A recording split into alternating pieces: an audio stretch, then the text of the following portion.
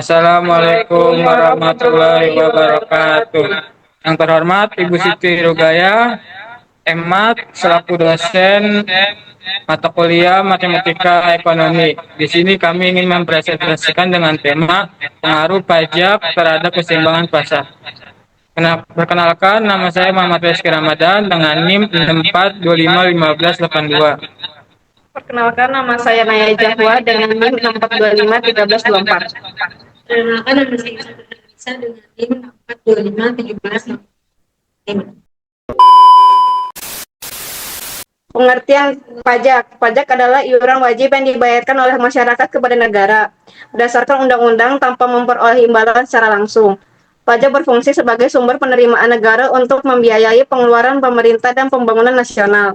Pajak dapat dikenakan pada individu maupun badan usaha. Contoh pajak antara lain pajak penghasilan (PPH), pajak pertambahan nilai (PPN), dan pajak bumi dan bangunan (PBB).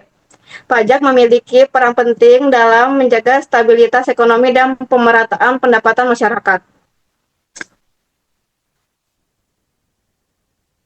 Pengertian keseimbangan pasar. Keseimbangan pasar merupakan keadaan ketika jumlah barang yang diminta konsumen sama dengan jumlah barang yang ditawarkan produsen. Pada kondisi ini terbentuk harga keseimbangan dan jumlah keseimbangan.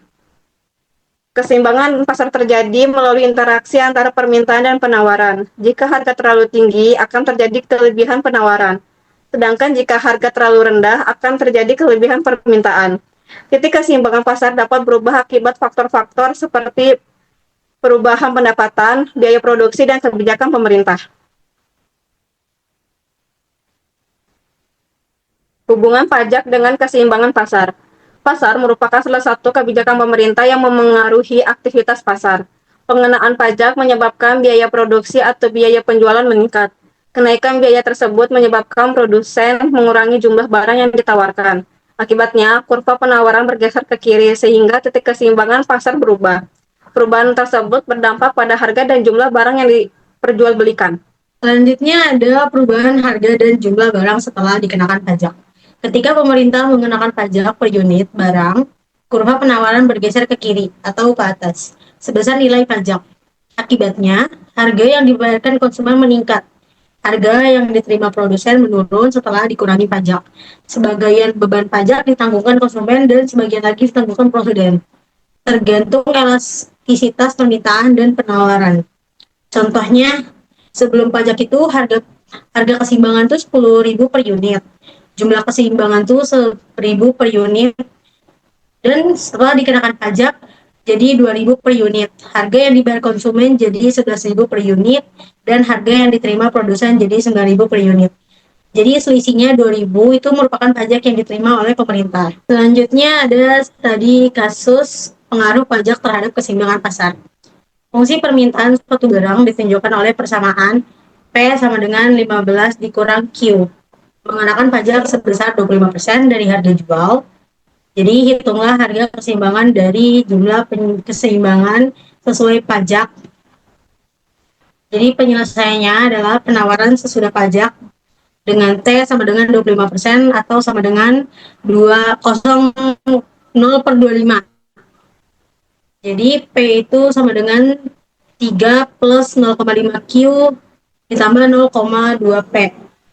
0,7 P sama dengan 3 ditambah 0,5 Q.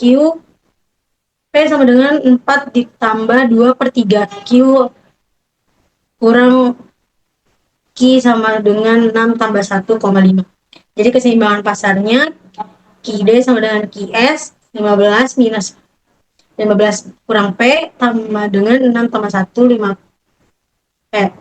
15 ditambah 6 sama dengan 1,5 ditambah P, 2,5 P sama dengan 21 dan P sama dengan 8,4. Q sama dengan 15 kurang P sama dengan 15 kurang 8,4 sama dengan 6,6. Selanjutnya ada manfaat pengenaan pajak. Pajak menjadi sumber utama penerimaan negara. Dana pajak digunakan untuk membiayai pembangunan infrastruktur, pendidikan, kesehatan, dan pelayanan publik lainnya. Pajak juga dapat digunakan sebagai alat untuk mengendalikan konsumsi barang tertentu, Pajak juga dapat membantu pemerintah dalam menjaga stabilitas ekonomi, dan pajak juga berfungsi untuk pemerataan pendapatan melalui berbagai program kesejahteraan masyarakat. Contoh pengaruh pajak terhadap keseimbangan pasar. Yang pertama, pemerintah mengenakan pajak pada minuman pemanis untuk mengurangi konsumsi berlebihan. Yang kedua, produsen mengalami peningkatan biaya produksi. Yang ketiga, harga jual produk meningkat. Yang keempat, konsumen mengurangi jumlah pembelian. Yang kelima, jumlah barang yang diperdagangkan di pasar menurun. Yang keenam, titik keseimbangan pasar bergeser ke harga yang lebih tinggi dan jumlah yang lebih rendah.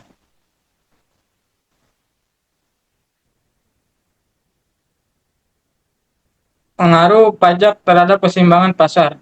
Ketika pemerintah mengenakan pajak pada suatu barang atau jasa, kondisi keseimbangan pasar akan berubah karena biaya yang harus ditanggung produsen dan konsumen meningkat. Yang pertama, harga barang naik.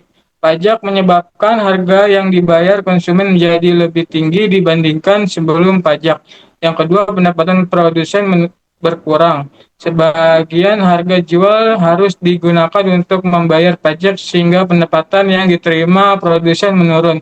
Yang ketiga, jumlah barang yang diperdagangkan menurun. Karena harga naik, permintaan konsumen berkurang. Akibatnya jumlah barang yang terjual di pasar juga menurun. Yang keempat, kurva penawaran bergeser ke kiri atau pajak pada produsen. Pajak meningkatkan biaya produksi sehingga produsen mengurangi jumlah barang yang ditawarkan pada setiap tingkat harga. Yang kelima, muncul beban pajak atau tax incidence. Beban pajak tidak selalu ditanggung sepenuhnya oleh produsen atau konsumen, tetapi dapat dibagi antara keduanya. Yang terakhir ada kesimpulan. Yang pertama, pajak merupakan kebijakan pemerintah yang mempengaruhi keseimbangan pasar. Yang kedua, pengenaan pajak menyebabkan biaya produksi meningkat sehingga kurva penawaran bergeser ke kiri. Yang ketiga, harga keseimbangan cenderung naik sedangkan jumlah keseimbangan cenderung menurun. Yang keempat, konsumen menghadapi harga yang lebih tinggi sedangkan produsen memperoleh pendapatan yang lebih rendah. Yang kelima, meskipun demikian, pajak memiliki peran penting sebagai sumber penerimaan negara untuk membiayai pembangunan dan meningkatkan kesejahteraan masyarakat. Sekian materi yang kami sampaikan, kurang lebihnya mohon maaf. Wassalamualaikum warahmatullahi wabarakatuh.